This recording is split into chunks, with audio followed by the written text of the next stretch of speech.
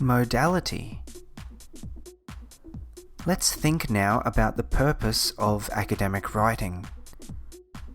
Scientists and researchers spend much time and energy studying and learning about their topic, all with the aim of trying to discover the truth. Then they write these ideas down so that other people can read them. As new research is done and older ideas are replaced with newer ideas, what is true keeps changing. So it is often very difficult to say that something is unquestionably true in academic writing. Instead of being black and white, the truth is often grey, of which there are various shades.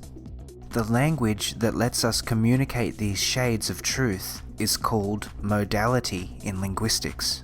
In other words, modality is the area of meaning between is and is not, between do and do not. Modality can be represented like this.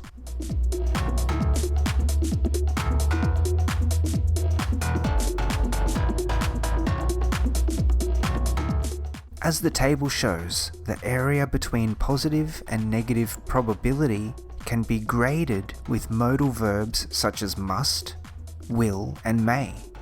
In the same way, the area between positive and negative obligation can be graded using modal verbs such as must, should, and may.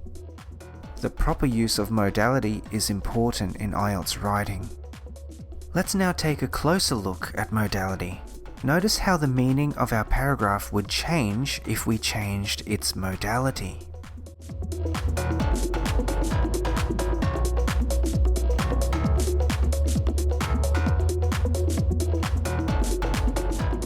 In these examples, sentence 1 is the best choice.